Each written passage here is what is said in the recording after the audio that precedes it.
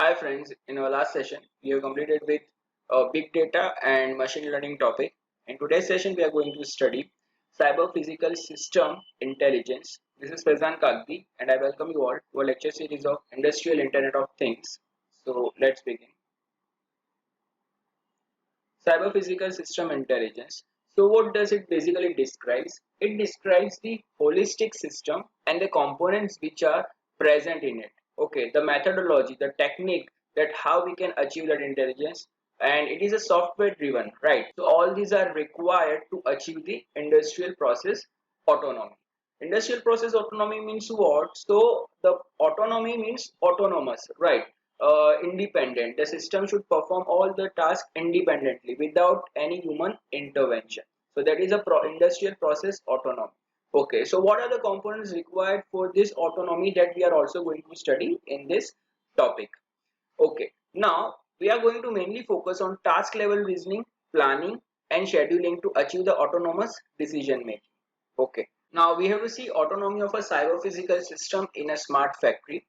So what does it requires? That is a modern production process basically requires physical agent that should observe the surrounding atmosphere, that should observe the surrounding environment and should take a decision based on that environment. Also it has to act in a real world, right? So with this context we can say that such agents are cyber physical systems that integrate computation and physical process, that combines the computation, that is a calculation process, as well as a physical process, that is a working process. Okay, for example in a factory, the working is a performing a turning operation on a machine tool, right? Milling operation, facing operation. So all these operations are our physical processes, and a computation means the calculations that from which position we need to initiate our task, right?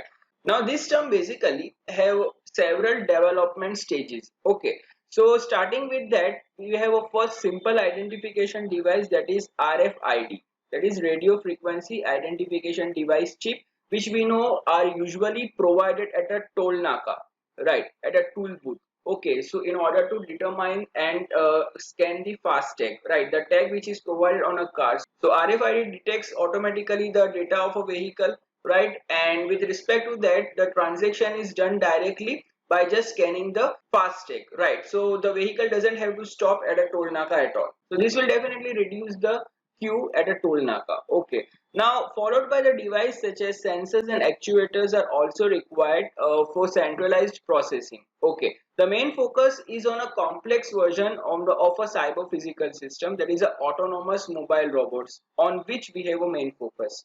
Okay, so such system has a variety of sensors and actuators which are installed in that in order to manipulate and move within the environment and coordinate to form a multi-robot system. Now let us consider a case in which a smart factory offers a various manufacturing services. For example, let us consider a number of machines are provided in a smart factory which can refine, which can assemble and modify the workpiece towards a final product. Okay, so what would be the given data in that case? So we would say the data given would be the specifications of a workpiece which we need to manufacture, that is the engineering drawing will be provided, all the dimensions will be provided, right?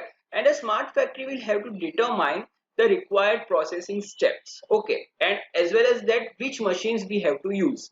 Okay, so machines to be used and a process which we need to follow will be decided by a smart factory. Okay, specifications will already be provided. So such smart factory rather offers a number of special production technologies and requires a more complex logistics for efficient parallel production.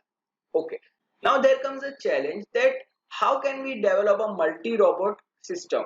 So it has to be capable to efficiently determine the assignment of a robots to logistic task, right, and a machine handling. Okay, so the robots must coordinate in order to avoid resource conflicts. Okay, example, two workpiece requiring processing at a same machine. So that should not happen. Also, it will seize the opportunity for cooperation, example, to meet a tight schedule for a high value product. Now, such smart factory offers a number of special production technologies and requires a more complex robot system that must be capable of efficiently determining the assignment of a robots to logistic tasks as well as a machine handling, that how to handle it. The robot must coordinate in order to avoid resource conflicts. Okay, which means the machine to machine communication is the most important requirement, and that can only be achieved if a artificial intelligence or a intelligence is provided to the machines or a robots, right?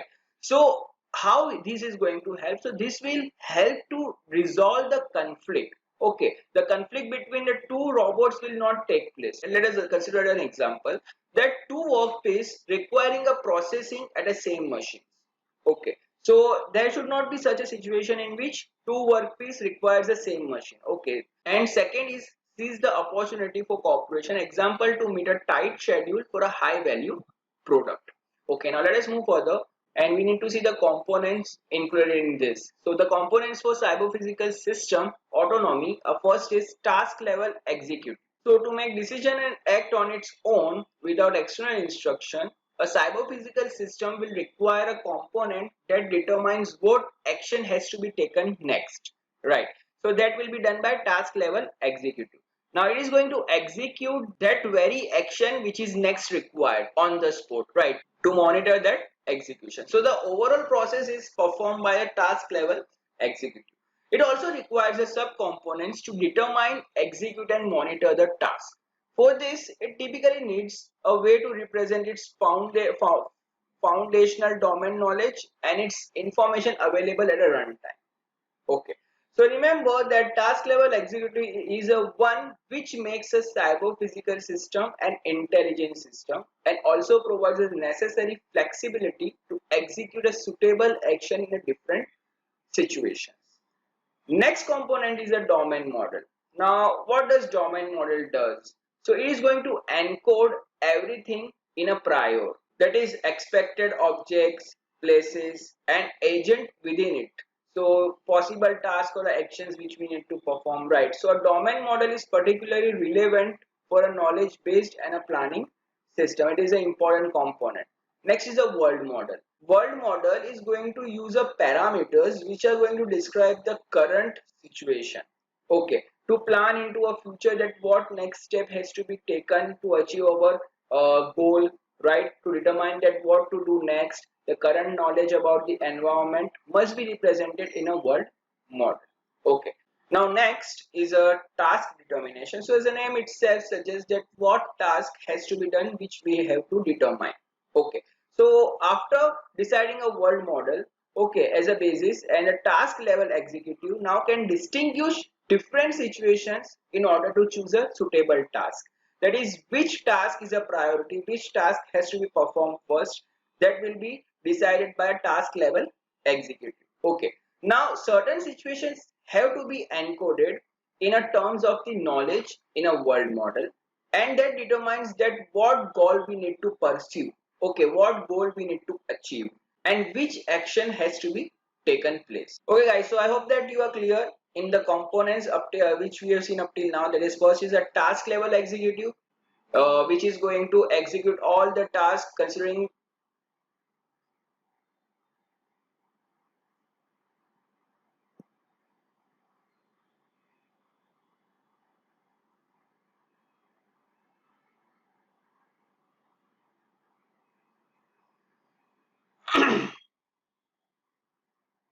is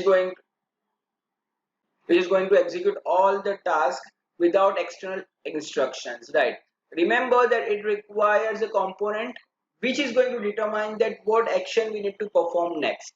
Okay, and basically this is a decision making task. Okay, so decision is going to be taken place by the task level executive. And a domain model, as the name itself suggests, that in which domain which we are going to operate, which is our target. Okay, in which area we need to work, that is our, that will be included in a domain model. So everything will be predefined. Okay, everything will be known in a prior, such as expected objects, places, then possible tasks or actions which we need to determine. So all this will be included in this domain model. Okay, these are the parts of an artificial intelligence. Remember, these are the software, these are the parameters or components which are required to be present in a artificial intelligence. Okay, next is a world model. As the name itself suggests, what we have discussed, that world model is going to consider all the world factors, all the scenarios, okay, which we have to consider for our ongoing process related to that task.